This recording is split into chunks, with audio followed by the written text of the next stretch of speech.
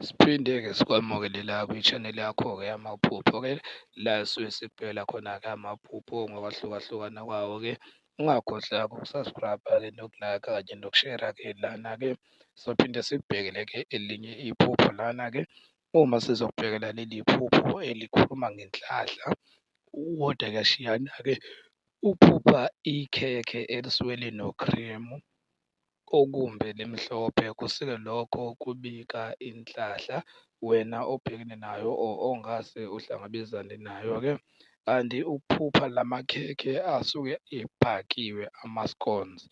Lokho kusuke kubika ukuthi mhlambe wena kunesimo obhekene naso ekufanele ngabe uyokwenza itiye ekhaya-ke. So kuye kufanele-ke ulungiselele-ke izinto ey'kanjalo, ulenze-ke lelo tiye ngokulandelana ngokulandelela-ke leyo mgomo leyo-ke osuke ubhekene nayo-ke.